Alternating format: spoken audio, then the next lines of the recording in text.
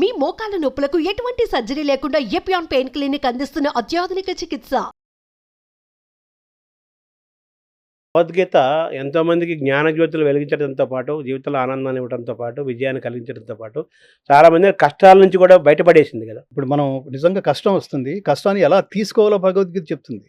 ఇప్పుడు నేను వస్తున్నప్పుడు ఫోన్లో మెసేజ్ చూశాను, గురుగారు మీరు ఇందాక కాల్ చేశారు, నేను చిన్న పనిలో ఉన్నాను, నేను ఇప్పుడే చేస్తాను అని. ఆ పని ఏమిటో కూడా రాశారు. ఆ పని ఏమిటంటే ఎవరో చాలా తీవ్రమైన బాధలో ఉన్నారట, ఆత్మహత్య చేసుకోవాలనే ఆలోచనలో ఉన్నారు. వాళ్ళకి తలంటి పోసే బిజీలో ఉన్నాడు, కౌన్సిలింగ్లో ఉన్నాడు. అది చాలా చాలా చాలా విలువైన సమయం అది. ఆ 5 నిమిషాల సమయం చాలా. వెంటనే ఇవాళ నేను ఇంజనరల్గా చెప్తుంటాను, ఇవాళ మన నెక్స్ట్ జనరేషను, మన జనరేషన్ వదిలేయండి, మన next generation physically they are strong, financially they are strong. మనకి సందుల్లో జిమ్లు ఉండేవి కాదు, మన అసలు జిమ్లు అనే కాన్సెప్ట్కి చాలా దూరంగా సహజంగా నడక ఉంది. కానీ ఇవాళ జనరేషను ఖచ్చితంగా వాళ్ళకున్న ఈ యాక్టివిటీస్ కారణంగా, సమయం లేకపోవడం కారణంగా ఏదో రోజుకు అరగంట పెట్టుకుని ఇంటికి పక్కనే మన సందులోనే ఉండే జిమ్కి వెళ్తున్నారు. It's good, physically they are healthy now. అలాగే ఫైనాన్షియల్గా మనం నెలకి ₹1,00,000 సంపాదించడం అనే పరిస్థితి వచ్చేసరికి ఏజ్ అయిపోయింది. కానీ వాళ్ళ పిల్లలు పుడుతూనే, చదువు అయిపోతూనే వాళ్ళ ప్రారంభ శాలరీ 1,00,000, 2,00,000, 3,00,000, 4,00,000, 5,00,000. అంటే రూపాయి వాల్యూ పడిపోతూ వస్తుంది. వాళ్ళు అన్ని లక్షలు చూడగలుగుతున్నారు. So financially, economically they are strong. But unfortunately ఈ రెండిట్లోనూ స్ట్రాంగ్గా ఉన్నారు. అన్ఫార్చునేట్లీ వాళ్ళు mentally they are so weak. మామూలుగా అష్టలక్ష్ములు ఉంటాయి కదా, మొత్తం అన్ని లక్ష్మిలు తీసేసిన పర్వాలేదు, ఆ ధైర్యలక్ష్మి ఒకటి కానీ ఇస్తే నాకు చాలా అంటాడు ఒక ఆయన. ఆ ధైర్యలక్ష్మి ఇస్తే అన్ని లక్ష్మి మళ్ళీ వచ్చేస్తాయి. అదే అలా మానసికంగా స్ట్రాంగ్గా ఉంటే అన్నీ వచ్చేస్తాయి మన దగ్గరికి. కరెక్ట్. భగవద్గీత కర్మ సిద్ధాంతాన్ని ప్రతిపాదిస్తుంది. ఏదైతే అవశ్యం అనుభోక్తవ్యం, అవశ్యం అనుభోక్తవ్యం, కృతం కర్మ శుభాశుభం. నువ్వు ఖచ్చితంగా అనుభవించి తీరాల్సిందే. ఏది అది శుభమైనా అశుభమైనా ఖచ్చితంగా నువ్వు అనుభవించి, మంచి చెడైనా. అందుకని always doing good things. Always నువ్వు సరిగ్గా ఆలోచించు, బాగా ఆలోచించు, మంచిగా ఆలోచించు, నీ గురించి ఆలోచించు, నీ కుటుంబం గురించి ఆలోచించు, అట్ ది సేమ్ టైం లోకం గురించి కూడా ఆలోచించు. Try to spend your valuable time at least 5 minutes a day for the society. వాళ్ళ సొసైటీ ఆనందంగా లేదు. సొసైటీ ఇది ఆనందంగా లేకపోవడానికి, స్ట్రెస్ఫుల్గా ఉండటానికి, ఇది సొసైటీ అనేది విడిగా ఏం కాదు, నీ కుటుంబమే రోడ్డు మీదకి వస్తే సొసైటీ. సుఖపడుతున్నారు కానీ ఆనందం లేదు. సో డబ్బు సుఖాన్ని ఇస్తుంది కానీ శాంతిని ఇవ్వదు. అదే చెప్తుంది గీత. సో ఇందులో కర్మణో హ్యపి బోద్ధవ్యం చ వికర్మణః అకర్మణశ్చ బోద్ధవ్యం గహనా కర్మణో గతిః గహనా కర్మణో గతిః. చాలా గొప్ప శ్లోకం. నా కాన్సెప్ట్ ఏంటంటే భగవద్గీత సంస్కృతంలో ఉంటుంది, మనకు ఒక మొక్కు కూడా అర్థమై చావదని ఫీల్ అవుతూ ఉంటాం. మన భాష కాదు, ప్రభుత్వాలు కూడా అలాగే చేసేసినాయి కదా. అది ఇంకో దురదృష్టం. వాళ్ళ ప్రియారిటీలు వేరు. సంస్కృతం తీసేశారు, తెలుగు కూడా తీసేశారు, ఇంగ్లీషే ప్రపంచం అన్నట్టుగా జనాలకి. నువ్వు బయటకు వచ్చి మాట్లాడే, అందులో తప్పులేదు. ఏం మాట్లాడాలంటే, ఇప్పుడు మీరు ప్రపంచంతో సంభాషించడానికి న్యాయం లేరా, ఇంగ్లీషు తప్పనిసరిగా మీరు నేర్చుకోండి అని చెప్పడంతో పాటు, ఈ రూలర్స్ ఎవరైతే ఉన్నారో, ఈ రాజులు ఎవరైతే ఉన్నారో, ఈ ముఖ్యమంత్రులు ఎవరైతే ఉన్నారో, ఇది చెబుతూ, నాన్న మన మాతృభాషను మాత్రం ఖచ్చితంగా మీరు మర్చిపోకండి. మీరు వీలైనంత వరకు మన వేదికల మీద మాట్లాడుతున్నప్పుడు తెలుగులోనే మాట్లాడండి, ఇంట్లో తెలుగులోనే మాట్లాడండి అని తెలుగుని ప్రోత్సహిస్తున్న మంత్రులు ఎక్కడ కనిపిస్తున్నారా? రాజ్యాలు ఎక్కడ కనిపిస్తున్నాయా?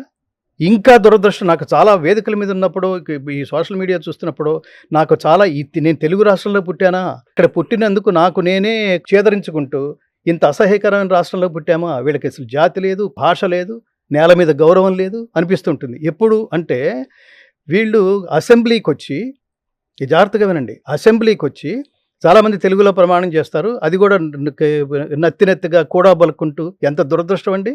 మీరు పాలకుల, తెలుగు రాదా మీకు? మాతృభాష రాదా? ఎలా గౌరవించాలి మిమ్మల్ని? భాషను బట్టి కూడా గౌరవించాల్సింది. ఇంకొకళ్ళు ఏం చేస్తారంటే, ఇంగ్లీష్ అద్భుతంగా వచ్చండి, అది రాదు. అవి ఆ జోకులు కూడా చూస్తున్నాం మనం. ఇది కాక కొంతమంది అసెంబ్లీలో ఎవరైతే తెలుగు రాష్ట్రం అసెంబ్లీలో ఎవరైతే ఇంగ్లీష్లో ప్రమాణ స్వీకారం చేస్తున్నారో దండించండి వాళ్ళని. వాళ్ళు ఏం చేయాలో అర్థం కాదు నాకు. ఇట్లా చేయలేస్తుంది. ఎట్లాగే మాతృభాషని, మాతృభూమిని, మాతృదేశాన్ని, మాతృ సంస్కృతిని దీన్ని గౌరవించేవాడు కదా నిజమైన దేశభక్తుడు. మీరేంటారా కనీస స్పృహ కూడా లేకుండా బతికేస్తున్నారు ఏమిట్రా అని అడగాలనిపిస్తుంది. మీరా మా నేత, నేను ఎలా గౌరవించాలి? అసెంబ్లీ సాక్షిగా నమస్కారం సార్ అంటుంటే యా అంటాడు. అదే అదే అసెంబ్లీ సాక్షిగా అట్లా తెలుగు తప్పులు మాట్లాడినా, తెలుగులో సరిగ్గా మాట్లాడలేకపోయినా, తెలుగు పట్లే నీకు మమకారం లేదు, తెలుగు వాళ్ళ పట్ల ఎలా ఉంటుంది నీకు? సో అట్లా కర్మణోహ్యపి బోద్ధవ్యం బోద్ధవ్యంచ వికర్మణః అకర్మణశ్చ బోద్ధవ్యం గహనా కర్మణో గతి. కర్మ సిద్ధాంతాన్ని బోధించే భగవద్గీత కర్మ 3 విధాలని చెప్తోంది. ఆ 3 విధాల్లో మొదటి కర్మ కర్మ, వికర్మ, అకర్మ. కర్మణశ్చ బోద్ధవ్యం. కర్మ అంటే ఏమిటంటే నీ ప్రపంచానికి ఏదైతే నీ వల్ల ఉపయోగం ఉందో, ఏదైతే వేదోక్తమైన కర్మలు మాత్రమే కర్మలని చెప్పబడుతున్నాయని వేదం ప్రతిపాదిస్తోందో ఆ కర్మలు చేస్తేనే అది పరమాత్మ కర్మగా భావిస్తాడు. ఏది పడితే ఆ పనులన్నీ చేసి ఇవన్నీ కర్మల కింద లెక్క. నువ్వు గోక్కున్నా, నువ్వు గిల్లుకున్నా, నువ్వు తుమ్మినా ప్రతిదీ కర్మ. ఇవి జంతువులు కూడా చేస్తాయి. పనులు వేరు, కర్మ వేరు. సో అంటే ఏ కర్మ చేయటం వల్ల, ఏ పని చేయటం వల్ల లోకం క్షేమంగా ఉంటుందో, పరమాత్మ ఏ శక్తులైతే నీకు ఇస్తే దాన్ని కర్మగా మార్చి లోకక్షేమం కోసం, అంతా ఆనందంగా ఉండటం కోసం దాన్ని కేటాయిస్తావో అది కర్మ. రెండవది నిషిద్ధమైన కర్మ. అంటే ఏ కర్మలు చేయటం వల్ల లోకం అశాంతిగా ఉంటుందో, ఏ కర్మ చేయటం వల్ల నీకు లోకానికి ఉపయోగం ఉండదో, ఏ కర్మ చేయటం వల్ల నువ్వు వెళ్ళిపోయిన తర్వాత కూడా ప్రజలు నిన్ను గుర్తుపెట్టుకునే అవకాశం లేదో అలాంటి కర్మ అకర్మ. ఇంకా వికర్మ అంటే ఇంకా అసలు పూర్తిగా వాడు ఏం పని చేయడు అనమాట, బద్ధగస్తుడి స్థితి. అలాంటి వాళ్ళు కూడా కొంతమంది ఉంటారు. మహానుభావులు ఏమంటారంటే వాడు పని చేయకుండానే అవన్నీ లేదా టైం బాగుంటే, అదృష్టం బాగుంటే అవన్నీ మన దగ్గరకు వస్తాయి. లేకపోతే నువ్వెంత కష్టపడ్డా అది నీకు కలిసి రాదు, ఎంత కష్టపడ్డా అది నీకు ఫలించదు అని మాట్లాడుతుంటాడు. సో అట్లాంటి వాటి జోలికి వెళ్లకుండా నిరంతరం కర్మే చెయ్యాలి అంటే శ్రీకృష్ణ పరమాత్మ జాతికి స్పష్టంగా చెప్పింది.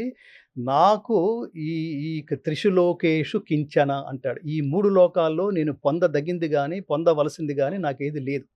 అయినా సరే నేను కర్మని చేస్తూనే ఉన్నా. ఎందుకంటే నాలాంటి వాడే కర్మని ఆచరించకపోతే, నన్ను పరిశీలిస్తుంటారు కదా, నన్ను అబ్జర్వ్ చేస్తుండేవాళ్ళు, అంతటి వాడే కర్మను ఆచరించినప్పుడు మనం ఎందుకు ఆచరించాలి అని నన్ను ఫాలో అయ్యి సర్వనాశనం అయ్యి తత్ఫలితంగా కాలచక్రం మొత్తం సర్వనాశనం అవుతుంది, కాల గతి మారిపోతుంది. అందుకని లోక శ్రేయస్సు కోసం లోక సంగ్రహమేవాపి సంపశ్యన్ కర్తుమర్హసి. లోకక్షేమం కోసం నేను కర్మలను ఆచరింపజేస్తున్నాను, నువ్వు కూడా అలాంటిది చెయ్యి. కాబట్టి అర్జున, నువ్వు ఇప్పుడు లోకక్షేమం కోసం ధర్మాన్ని నిలబెట్టవలసిన ఆవశ్యకత, నీ మీద బాధ్యత ఎంతైనా ఉంది. అందుకని డూ యువర్ డ్యూటీ సిన్సియర్లీ. నువ్వు క్షత్రుడివి, నీ ధర్మం యుద్ధం చెయ్యి ధర్మాన్ని స్థాపించడం కోసం.